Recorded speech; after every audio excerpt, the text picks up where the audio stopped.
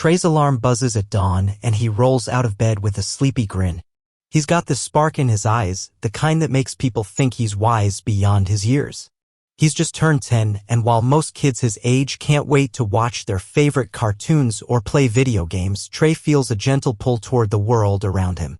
He's not one to brag, he's humble really, but folks around the neighborhood notice how he always asks, "How are you doing?" and actually waits to hear the answer. Every morning, he grabs his backpack, carefully packed with his homework and a simple lunch that his mom helps him prepare. Then he heads off to school, sneakers lightly slapping the sidewalk, heart wide open to whatever the day brings.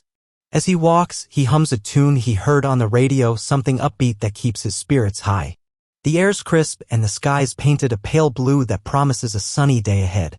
He crosses a few streets, stopping to wave at old Mr. Johnson, who's watering his front yard roses, and nods to the crossing guard, who always greets him by name. It's routine, sure, but it's comforting, like a warm blanket on a cold night. Trey treasures these everyday moments because they make him feel connected to people in ways he can't quite explain. Maybe it's because he's a sensitive kid, maybe it's just how he's wired.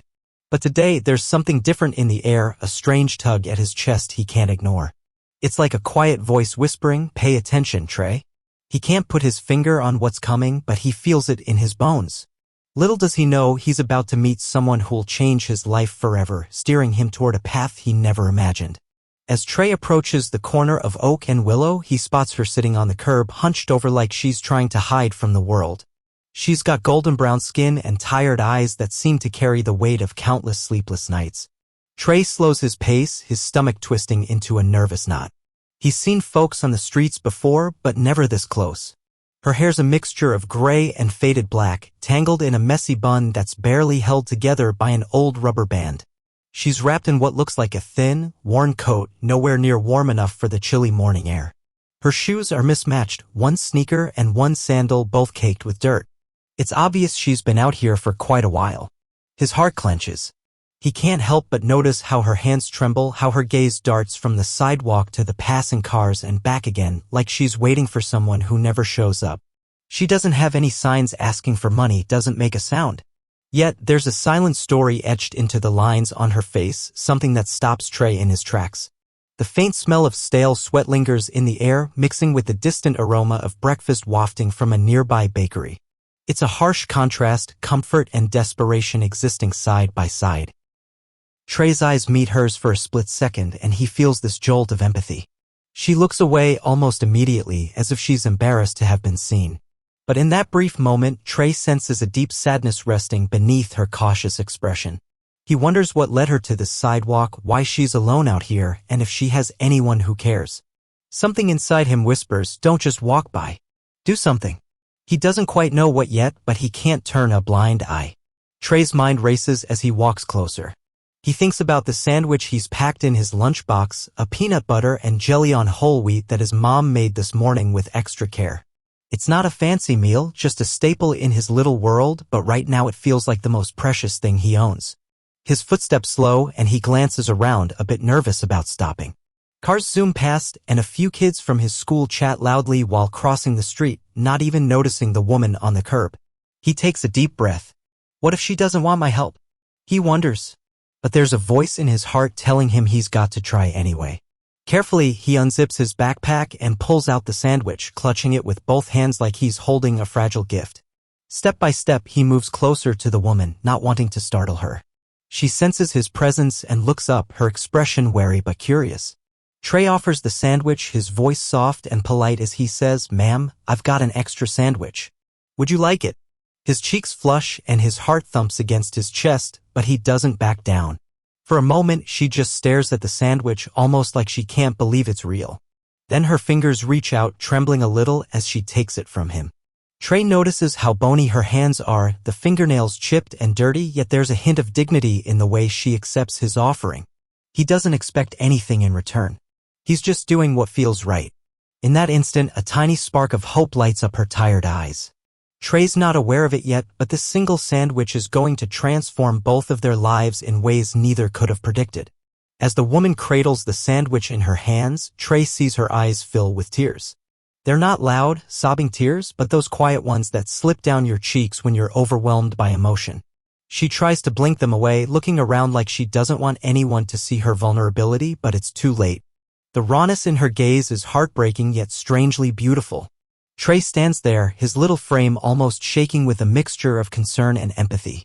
He wants to say something, anything that might ease her sorrow, but words fail him. She finally manages a small, watery smile. It's gentle and full of gratitude, and Trey feels a knot in his throat. She whispers, "Thank you," her voice cracking like she hasn't spoken in days. He nods, unsure of what else to do. A few passing strangers glance at them briefly, but no one stops to intervene. In that moment, the bustling city around them fades away, leaving just the two of them and this bittersweet exchange. The woman takes a shaky breath.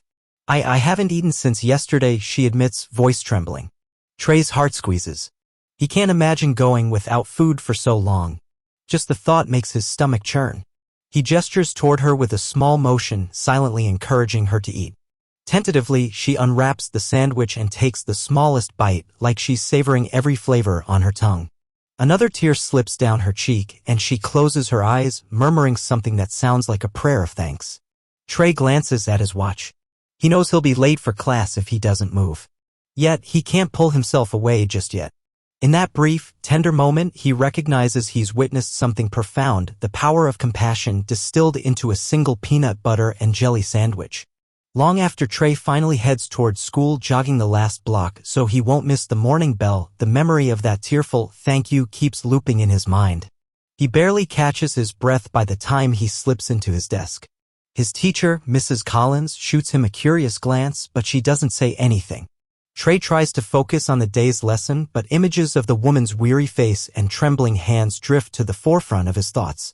Every page he turns, every note he writes, it's like she's there, silently reminding him of a world he doesn't fully understand. During lunchtime, his friends laugh and chat around him, trading snacks and jokes.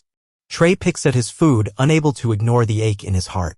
He's not upset that he gave away his sandwich, he'd do it again in a heartbeat. But he can't shake the feeling that he's glimpsed something bigger than just a hungry person on the street.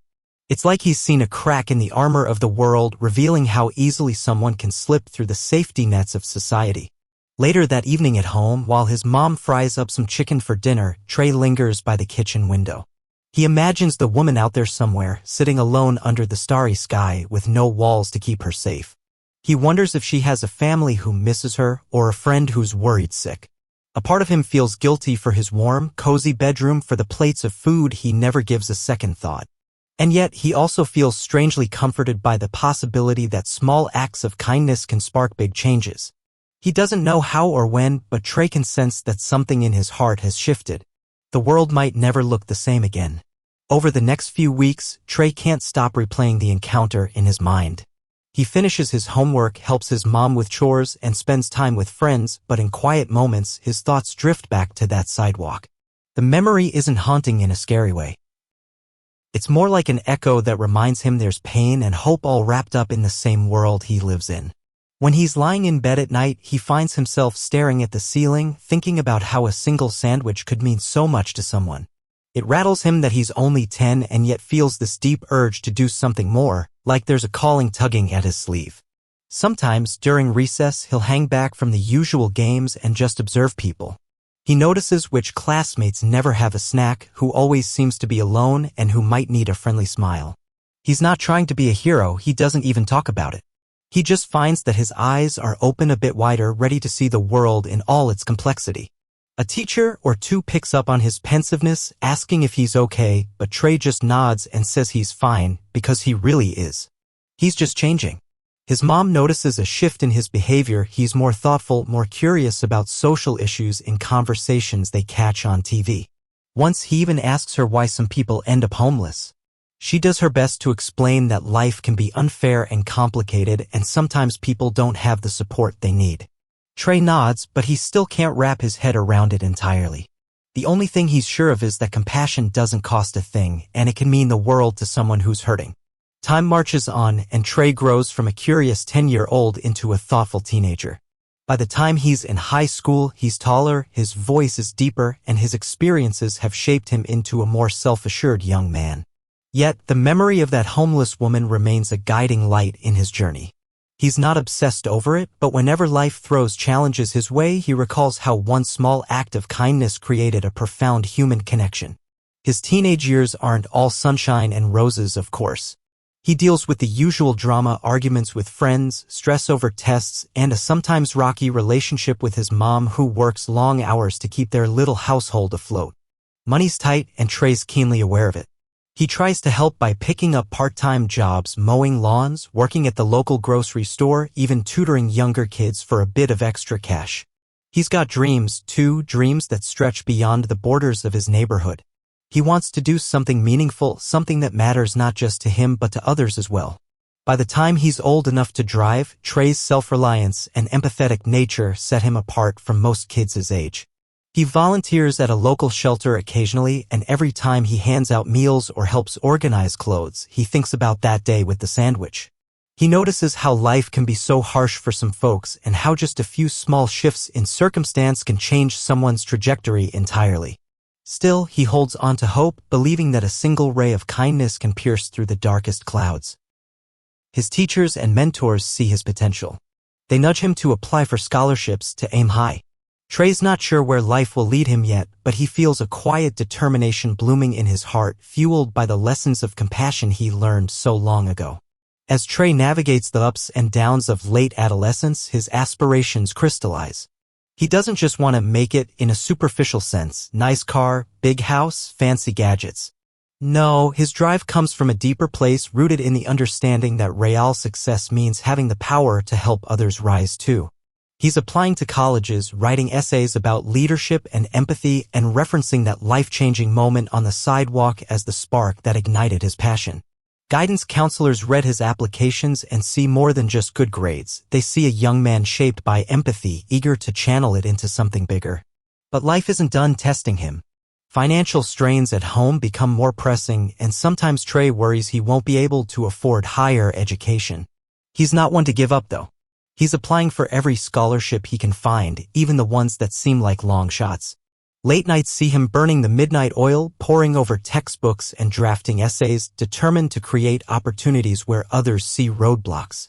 His friends know him as the guy who'll stay up late to help them study, or the one who'll offer a ride if their car breaks down.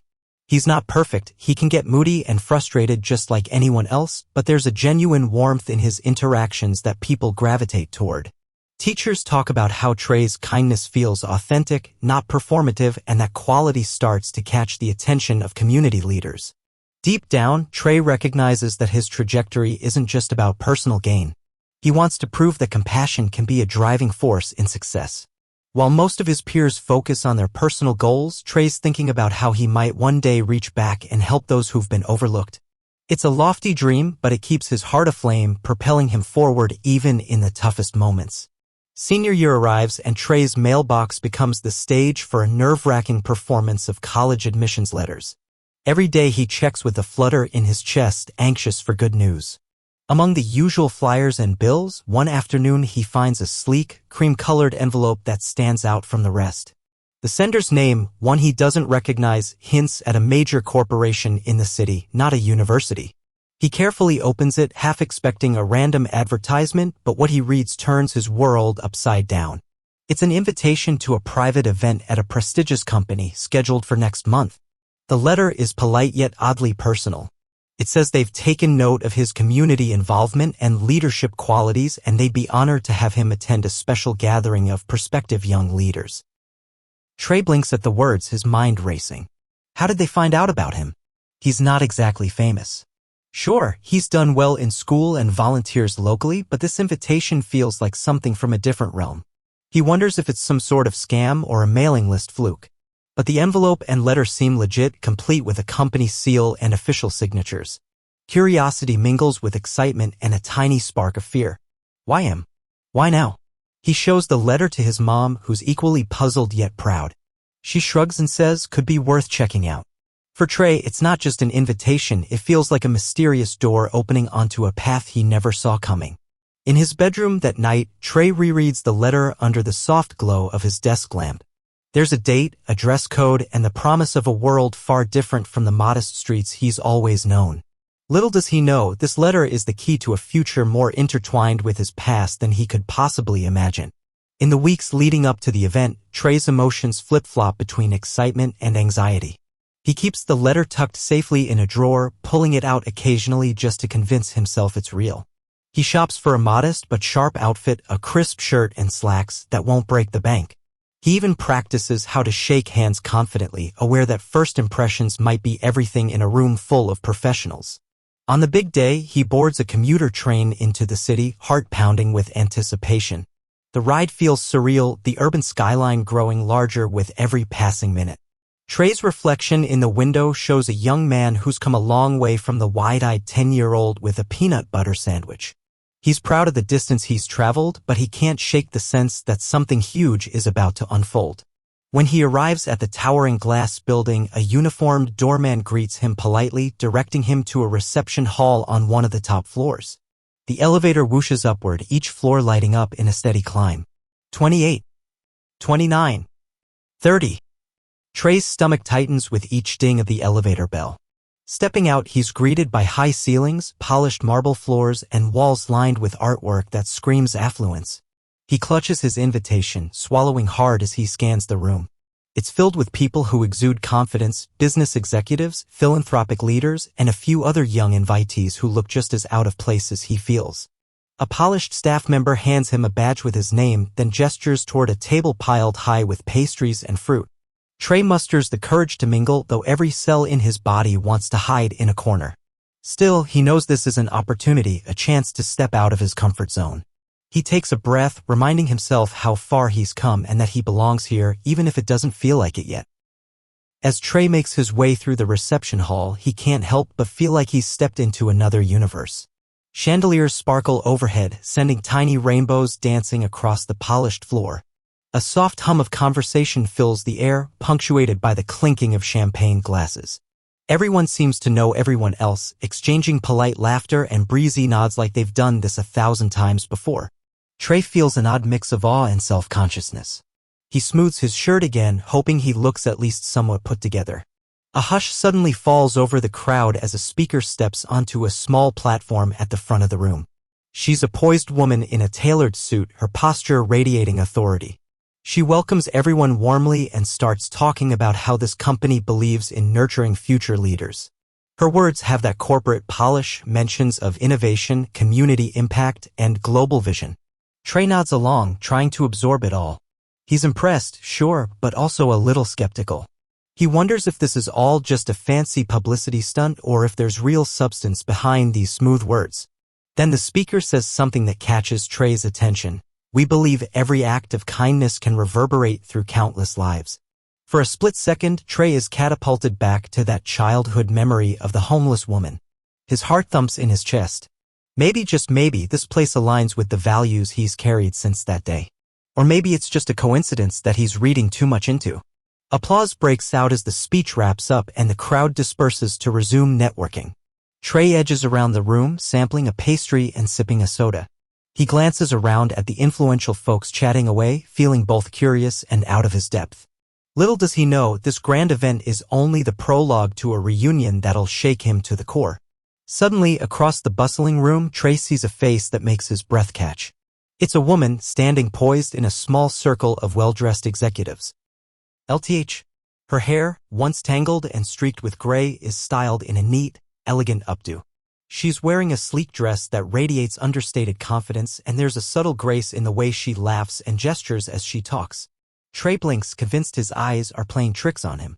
How can this be the same woman he once saw on a sidewalk, hungry and alone? He steps closer, craning his neck to get a better look. His heart pounds so loudly he's sure someone will notice. His mind floods with questions. Is that really her? Could I be mistaken?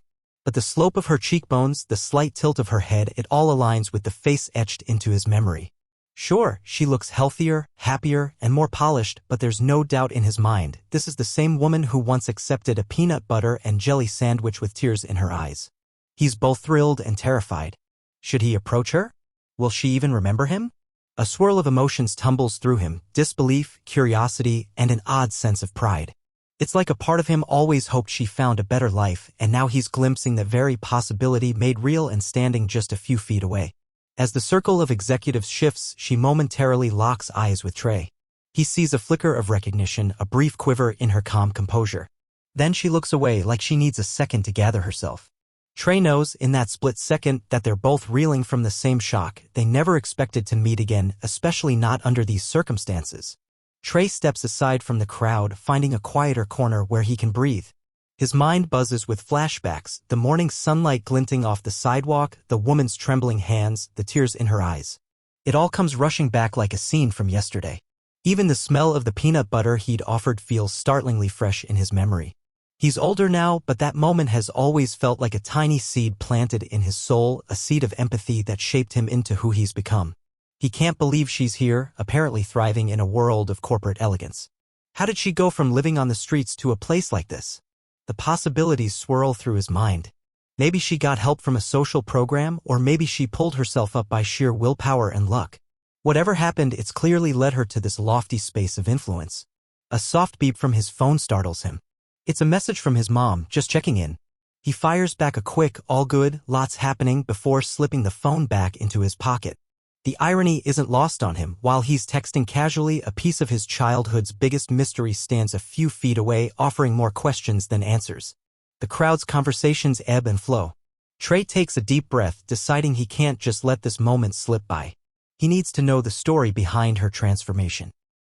Gathering his courage, he steps forward again, inching his way toward the group she's in. The path seems to clear as people move around, and suddenly he's face to face with her.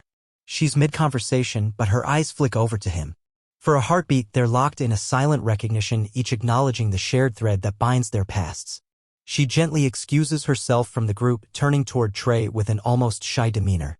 It's like she can't decide how to greet him, a handshake, a hug, or a simple hello. Finally, she settles on a small, warm smile that lights up her eyes in a way he recognizes. There's no tiredness in them anymore, but the kindness he saw that day is still there, shining bright. Trey, isn't it? She asks softly, her voice carrying the same gentle timbre he recalls, though now it's steady and confident. He nods, his throat tightening with emotion. It's one thing to recognize someone, but it's another to realize they remember you just as vividly. She glances around, as if searching for a private corner where they can speak without interruption. Spotting a side lounge, she guides him there. Once they're seated, the noise of the event fades into a distant hum. She looks at him with a mix of pride and curiosity, like a teacher reunited with a former student. I've thought about you, she confesses, voice tinged with vulnerability. That day on the sidewalk changed a lot for me. Trey swallows, resisting the urge to blurt out all the questions piling up in his mind. Instead, he just says, I never forgot you either. For a moment, they sit in comfortable silence, both trying to process how surreal it is to be here, two paths that once intersected in despair, now crossing in a realm of polished floors and corporate name tags. When she smiles again, it's the same grateful expression she had when he handed her the sandwich, but there's more strength in it now. Trey feels an inexplicable rush of relief and joy flood through him. She's okay, she made it. And something tells him that both of them standing here isn't just a coincidence, it's the universe weaving a new chapter in their shared story. Trey finds himself leaning forward, unable to contain his curiosity any longer. He's eager to understand the journey that took her from the streets to this world of suits and success. Gently he asks, how did it happen? How'd you get from there to here? She takes a slow breath, glancing at the glimmering chandeliers overhead as if grounding herself before diving into her story. She starts from the beginning, her new beginning right around the time Trey offered her that sandwich. She explains that she'd been struggling with more than just homelessness. There was the fallout from a job loss, a health scare, and a series of heartbreaking family issues. Everything spiraled faster than she could handle, leaving her with nowhere to go and no one to trust. The day she met Trey, she was at her lowest point. That sandwich, though small, sparked a realization that there was still kindness in the world, that maybe she wasn't invisible after all. Shortly after that encounter, she made it into a local shelter program that provided not just a bed but also counseling and job training. It wasn't glamorous, and the road to recovery was steep. She stumbled along the way, battling self-doubt and the lingering effects of living in survival mode. But she persevered, fueled by the memory of that pure moment of compassion. Step by step, she climbed her way back, finding a job in a mailroom, then catching the eye of mentors who saw her potential. They encouraged her to pursue further training, to dream bigger. Eventually, her determination and resilience opened doors that led her into corporate spaces. Every success felt like a triumph over the darkness that once engulfed her life. As she recounts each step, Trey listens, transfixed. He can see her transformation isn't just external, it's an inner revolution that turned heartbreak into hope, forging the person who now sits before him with unwavering grace. Her story unfolds like a tapestry woven from threads of struggle, hope, and grit. She speaks about those early days at the shelter where she shared a cramped room with 3 other women, each with their own harrowing tales. They formed a sort of camaraderie, bolstering each other when nightmares of old traumas kept them awake at night. Despite the kindness of the shelter staff, every day felt like a battle against the shame she carried for ending up there. She recalls the feeling of walking into job interviews, wearing donated clothes that didn't quite fit, trying her best to hide the anxiety gnawing at her belly. Rejections piled up, but she pushed on. Eventually, a small company took a chance on her, and that's where she began her climb. She stayed late, learned every task she could, asked questions, and volunteered for extra responsibilities.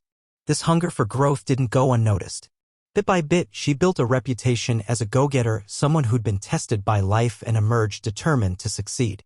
Trey listens, heart aching and soaring at the same time. He's struck by how her journey mirrors the harsh realities he's witnessed at shelters during his volunteer work. But hearing it firsthand from a woman he once feared might never escape the cycle of homelessness hits differently. He senses the personal cost of every step she took. When she finally pauses, her eyes glimmer with unshed tears, a testament to how fresh these memories still are. Survival, she says quietly, starts in the mind. You have to believe you're worth saving. Trey nods, words failing him in the face of her honesty. If a simple sandwich sparked even the tiniest fraction of this transformation, he's overwhelmed by how powerful small kindnesses can be in a world that often overlooks them. As they continue talking, Trey learns that her rise didn't stop with a stable job. She pushed further, taking night classes in business and management. Over time, she found herself in the orbit of influential mentors, people who recognized not just her resilience but her intelligence and vision. They taught her about leadership, strategy, and how to navigate the complexities of corporate life. She inhaled the lessons, applying them to every project and presentation until she eventually stood out as a leader in her own right. I had help, she admits, glancing at Trey. No one does this alone. But I also realized that once you've been at rock bottom, you see the world differently.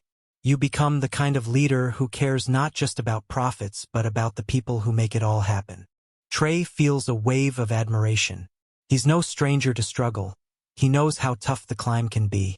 But seeing her harness that pain and transform it into something inspiring leaves him in awe. She's humble when she describes her current role. There's no bragging, no smugness. Just a quiet resolve born of experience. With every word, she dispels the notion that success means forgetting your past. Instead, she shows Trey that success can be about bringing your past forward and using its lessons to uplift others. It's a mentorship style that feels deeply personal, and Trey realizes she isn't just a corporate success. She's a person with a mission. He finally musters the courage to ask, "Why did you invite me here?" She smiles softly. "Because, Trey, I wanted to show you what your kindness set in motion. And there's something else. Something that might change your life, just like you changed mine." His chest tightens in anticipation. He has no idea what that something might be, but he's ready to find out. She leads him away from the bustling reception area to a quieter conference room, a space filled with sleek furniture and large windows offering a panoramic city view. Once inside, she closes the glass door, and a hush settles between them. Then she gestures for him to sit, and he does so, heart pounding like a drum in his ears. With calm determination, she begins, "Trey, I've followed your journey. I know about your volunteer work, your leadership in school, and your scholarship search. Believe me, I know how hard you've worked, how much you care about people, and I have an idea." She pauses, letting the words hang in the air. Trey swallows hard, unsure of what's coming next. He can't help but notice a light in her eyes, a spark that tells him she's about to propose something extraordinary. Then the words spill out, changing the course of his life. "I want you to come work with me as the executive director of a new philanthropic division of my company. You'll have resources to design community programs, help underprivileged youth, and basically do what's in your heart to do on a larger scale." Trey's eyes widen, disbelief crashing over him. Executive director? He's barely out of high school. The notion seems impossible, maybe even reckless. Yet the sincerity in her voice is undeniable. She goes on to explain that she's building a division dedicated to social impact, aiming to address homelessness, educational disparities, and more. She wants someone young and idealistic, someone who genuinely cares, to lead this new branch. I've got the business connections, but I want the soul of this project to be authentic, she says. Trey sits there, mind reeling. This moment feels bigger than anything he's ever faced, a crossroad that demands he step up in ways he never expected. As her proposal sinks in, Trey's excitement battles with a tsunami of doubts. He almost laughs out loud at the absurdity. He's just a teenager, juggling school and part-time gigs, and now he's being offered an executive role in a major company? It feels like a movie script, not real life. Yet he can't deny the flutter of possibility stirring in his chest. There's a part of him that's wanted exactly this, a chance to make a real difference on a grand scale. But fear creeps in too. What if he fails? What if he's not ready? His mind whirls with questions he can't answer. He tries to imagine telling his mom. Would she think he's gone crazy, or would she celebrate the opportunity? He can already picture the stunned look on her face, followed by that proud little smile she gets whenever Trey accomplishes something beyond expectations. He looks at this woman, his one-time stranger, now an improbable mentor, and sees no trace of doubt in her features. She seems utterly convinced that he's the right person for the job. That certainty both comforts and terrifies him. He knows this isn't a game, she's talking about people's lives, communities in need of real solutions. It's an enormous responsibility that goes far beyond handing someone a sandwich. He's quiet for a long moment, letting the hum of the city fill the silence. Finally, he admits, I'm overwhelmed. I'm honored, but how can I do this? She leans forward, gently placing a hand on his shoulder. One step at a time, Trey. You've already shown the capacity for genuine care. The rest is about learning and growing, and I'm here to help you do that. Her words hover in the air like a lifeline, and Trey realizes that maybe fear can coexist with faith. Maybe that's how people grow. That night, Trey lies awake in bed, staring at the glow-in-the-dark stars he stuck to his ceiling years ago. A swirl of emotions churns inside him: excitement, fear, gratitude, and a strange sense of destiny. He replays the day's events like a movie reel: the fancy reception hall, the unexpected reunion, and the offer that might redefine his entire future. Part of him wants to jump in head first, convinced that this is fate guiding him toward a greater purpose. Another part hesitates, worrying about what it means to accept charity from someone who was once at rock bottom. Is it right to let her lift him up like this? He's reminded of that old feeling when he first handed her the sandwich. The sense that one small moment could change a life. Now, the roles are reversed in a way he never imagined. Back then, he didn't do it for payback or recognition, he acted out of simple compassion. Maybe she's doing the same for him, paying forward the kindness she received. Still, the thought of stepping into an executive role at his age feels like biting off more than he can chew. Over and over, he asks himself, who am I to lead a philanthropic division? He thinks about the times he's felt powerless, like when his family struggled with bills or when he saw a friend drop out of school to help support their siblings. Does he really have the knowledge or experience to fix systemic issues that have plagued communities for decades? Yet, a flicker of hope keeps nudging him. He remembers how that one simple sandwich bridged 2 lives. Maybe the point isn't to have all the answers right now. Maybe it's to show up with the same open heart and let growth happen along the way. By the time morning light creeps through his window, Trey hasn't fully decided, but he knows this is a crossroad he can't ignore. After days of agonizing, conferring with his mom, pondering in solitude, and wrestling with his fears, Trey finally comes to a decision. He can't dismiss this opportunity because something in his gut tells him it's meant to be. The memory of the homeless woman's transformation resonates too strongly. He hears that inner voice repeating, be bold. If not now, when? So with a mix of trembling nerves and fresh determination, he accepts her offer. Trey calls her. He can't bring himself to just text or email for something this important. His voice wobbles a bit, but he says, I'm in. I don't have it all figured out, but I'll give it my best shot. On the other end of the line, she sounds relieved, almost jubilant. She assures him that he'll have mentors and a support team, that no one expects him to carry this alone. She reminds him that every leader starts somewhere, often stepping into the unknown armed only with passion and a willingness to learn. Within days, paperwork arrives at his doorstep, formal documents spelling out his role, responsibilities, and a surprisingly competitive salary. He shows the paperwork to his mom, who just stands there, mouth agape. She's proud but also worried for him, acknowledging that this is a huge leap. Trey gently reminds her that they once worried about how he'd afford college, and maybe now there's a way forward that blends education and hands-on experience. He feels a bittersweet pang as he mails off his acceptance letters to the colleges that offered him admission, explaining that he's postponing attendance. It's not the standard route most high school grads take, and it scares him. But in his heart, he knows this chance to create real impact might not come around again. And so, Trey steps into a new chapter, bracing for the whirlwind that's sure to follow. Trey's first day at the company feels like his first day of school all over again. Nervous excitement crackling in his veins. He walks into a sleek office building in the heart of the city, where polished floors and glass walls seem to reflect his every anxious thought. Yet, there's an undercurrent of thrill beneath the nerves. He's led to a spacious corner office, which still boggles his mind, and introduced to a small team of people who look at him with polite curiosity. He quickly learns that while his title might be Executive Director of Philanthropic Initiatives, he's got a lot of legwork to do.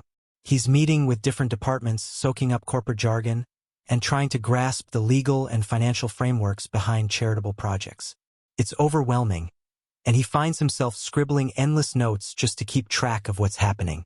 His mentor, the woman who started this all, pops in from time to time, offering words of encouragement. She tells him not to worry about failing. Growth always includes a learning curve. Coworkers come in all flavors. Some are genuinely supportive, excited by the idea of philanthropic work. Others are skeptical, seeing Trey as a kid who got a golden ticket without earning it the hard way. He notices the sideways glances, the subtle condescension in their tone. While it stings, he also feels a rush of resolve. I'm here for a reason, and I'll prove I belong. During lunch, a couple of younger employees invite him to join them in the break room, and Trey breathes a sigh of relief. It's good to see not everyone is guarded. He listens more than he talks, gleaning insights into the company's culture. By the end of the day, he's exhausted, but a tiny part of him is exhilarated. For the first time, he feels he's standing on the cusp of something that could truly make a difference. Over the following weeks, Trey settles into a whirlwind routine: early morning strategy meetings, afternoon site visits to community programs, and late-night brainstorm. NT with his questions but also firm in her expectations. She drills into him the importance of setting clear objectives, measurable outcomes, and accountability. Trey realizes that good intentions alone won't cut it in the corporate world. Numbers matter here, and if he wants to secure funding for community initiatives, he's got to speak a language that upper management respects. He starts reading books on leadership, marketing, and nonprofit management. Instead of binge-watching his favorite shows at night, he's studying case studies of successful philanthropic projects. It's exhilarating and daunting all at once, like he's cramming an entire business degree into real-time fieldwork. His phone is constantly buzzing with reminders and emails, and he's learning to juggle tasks like never before. Sometimes he even forgets to eat lunch, too focused on drafting proposals or scheduling meetings. In his new role, Trey quickly learns that leadership isn't about barking orders, it's about inspiring a shared vision. He collaborates with creative teams to design public service campaigns and works with finance to allocate budgets responsibly. There are days when he feels like he's in over his head, especially when faced with complex bureaucracy or cynical board members who question the ROI of charity. But every time he feels doubt creeping in, he recalls the face of that homeless woman, now his mentor, and how far they've both come. If her story proves anything, it's that persistence and passion can break down barriers. By the end of his first month, Trey's no longer starry-eyed. He's battle-tested, a little weary but unwavering.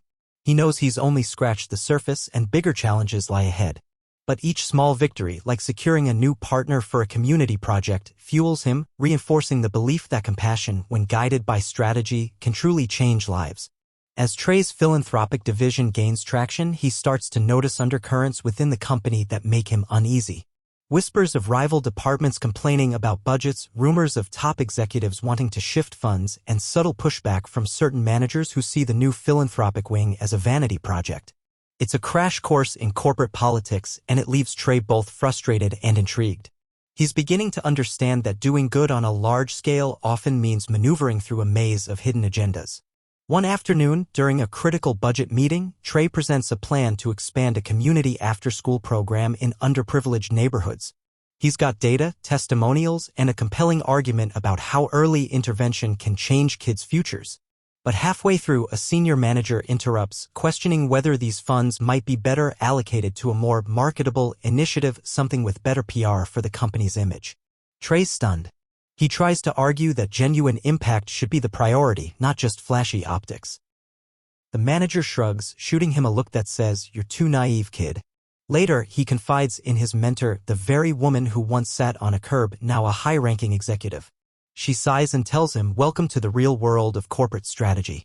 You have to build alliances, prove your metrics, and sometimes compromise without losing your core vision." Trey realizes that passion alone won't silence the skeptics. He needs to learn how to bend without breaking, how to align good deeds with the company's bottom line so everyone sees the value. It's a delicate balance, and Trey struggles with it. Part of him feels like it shouldn't be so hard to just help people, but the other part realizes that working within this system might actually yield more resources for those who need them. He resolves to keep fighting, albeit a bit more strategically, because if he can win over these powerful voices, he can do more good than he ever dreamed. While juggling office politics and the demands of leadership, Trey starts to feel a different kind of pressure, the burden of representing his mentor's legacy. She's respected in the company for her incredible comeback story and visionary leadership. Everyone knows she handpicked Trey. They see him as an extension of her dreams and, in some corners, her gamble. If he fails, it could reflect poorly on her.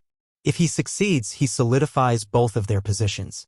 At times, he feels the weight like a heavy stone on his chest. He knows she pulled herself from the depths of homelessness, built a career, and now she's staking some of her reputation on his potential. The thought keeps him up at night, fueling his resolve but also fueling his anxiety. He can't shake the notion that he owes her more than just a decent performance. He owes her a success story that validates her faith in second chances. She never phrases it that way, though. In their one-on-one check-ins, she's gentle and encouraging. She tells him stories about her early missteps, assuring him that mistakes are part of the journey. Still, Trey wants desperately to prove that her kindness and that initial sandwich led to something remarkable, something that could rewrite the narrative for countless others who feel stuck or invisible. He channels this motivation into late-night work sessions, forging alliances with colleagues who share his passion for authentic corporate philanthropy. They brainstorm new initiatives like job training programs for underemployed youth or scholarships for shelter residents. Each idea he pitches is laced with personal conviction because he knows firsthand how one opportunity can change a life's direction. But the clock is ticking. The company's quarterly review is coming up and the board will want to see tangible results. Trey can sense that everything he's worked for might be put under a microscope, and he needs to be ready to show he's not just a nice kid, but a credible leader who can produce impact in the real world.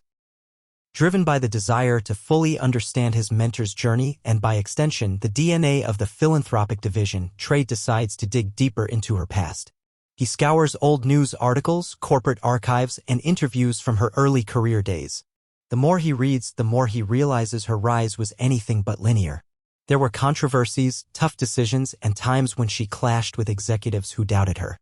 But there are also parts of her life he can't find in official records, gaps that hint at deeper struggles or perhaps heartbreak she's chosen to keep private. Trey feels a tinge of guilt prying into her past, but he convinces himself it's necessary to comprehend the full scope of what they're up against. If people ever find out her background, would they use it against her? Or would it bolster her story as a testament to resilience? Late one night, Trey stumbles upon a brief interview clip that never aired widely. In it, his mentor appears visibly emotional, hinting at personal loss, maybe a family she'd lost touch with, or a betrayal that led to her downfall. The interviewer tries to press, but she deflects, saying only, "I'm here now, and I choose to move forward." The revelation shakes Trey, reminding him of how complicated life can be. He wonders what it cost her to keep moving, and whether she still feels the ache of those unresolved threads. It intensifies his admiration but also deepens his concern. The corporate world loves a redemption story, but it can also tear someone down if they sense vulnerability. By the time he shuts off his computer, Trey's resolve is solidified. He'll protect her story and honor her trust. He'll use what he's learned not to expose her weaknesses but to reinforce the message that anyone can rise, given the right chances and unyielding determination. In doing so, he hopes to uphold the very essence of compassion that first brought them together. Soon after, the company is rocked by an unexpected scandal. Accusations surface that a major product line was manufactured under questionable labor practices overseas. The media seizes on it, painting the corporation as hypocritical for touting its philanthropic efforts while allegedly exploiting workers in another part of the world. Morale plummets, stocks waver, and the public outcry threatens the company's standing. Trey finds himself in the eye of the storm. Even though his division has nothing to do with manufacturing, reporters start linking every aspect of the company's operations, suggesting that maybe all their good deeds are just a smokescreen. He's outraged and heartbroken.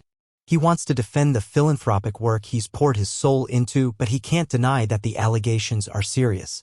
If they're true, it tarnishes everything, including his own efforts. His mentor calls an emergency meeting with senior leadership, Trey included. The atmosphere in the boardroom is tense. People speak in hushed, urgent tones, trying to control the damage. Some executives suggest going silent, letting the PR department spin a narrative. Others argue for a transparent approach, admitting faults and promising to improve. Trey sits there, fists clenched under the table. He can practically taste the corporate tension, and he hates it. In the hallway afterward, he confronts his mentor. "What do we do now?" he asks, voice cracking with a mix of frustration and worry. She looks at him steadily, her eyes reflecting the storm outside. "We fight for truth," she says. "If our hands are dirty, we clean them. If there are leaders in this company who thought they could profit off suffering, we stand against them. Compassion isn't just a brand, it's a commitment." Trey nods, blinking back tears. This scandal might shatter everything they've built. But if there's one thing he's learned, it's that genuine compassion can't coexist with deceit. Trey dives headfirst into crisis mode, working alongside his mentor and a handful of allies determined to root out corruption. They begin an internal investigation, poring over contracts, factory audits, and supply chain records. The process is draining, both mentally and emotionally, but Trey has never felt more purposeful. It's as if everything he's learned, from that childhood lesson about kindness to navigating corporate politics, has led him to this defining moment. There's pushback, of course. Some board members worry that shining a light on potential wrongdoing will damage profits and investor confidence. They urge caution, proposing half measures or carefully curated public statements that dodge direct accountability. Trey can't stomach it. He argues passionately that true leadership requires transparency, even if it stings in the short term. "We can't champion social good if we're complicit in exploitation," he tells them, voice trembling with conviction. With his mentor's backing, Trey stands firm, rallying the philanthropic division to lead by example. He proposes the company finance independent audits, partner with reputable human rights organizations, and publicly commit to restructuring any unethical supply chains. The path forward is messy, risky, and expensive, but Trey insists it's the only way to regain credibility. Not everyone agrees. Tensions mount, and it becomes clear that a faction within the company wants to sweep the issue under the rug. Meetings turn confrontational, with raised voices and pointed fingers. Trey's youthful idealism is tested at every turn, but he refuses to bow to corporate pressure. Then something remarkable happens. Employees begin to speak out in support of Trey and his mentor. They see a chance for the company to embody real integrity, and they rally behind the cause. Social media buzzes with stories of how corporate philanthropy can't be just a facade. Little by little, the tide starts to turn, and Trey realizes they might just pull through this crisis with their principles intact. After weeks of intense negotiation, soul-searching, and public scrutiny, the company's leadership emerges with a plan of action. They release a transparent report, admit wrongdoing where it's found, and terminate contracts with any suppliers failing ethical standards. It's a public relations gamble, but one that, surprisingly, garners respect.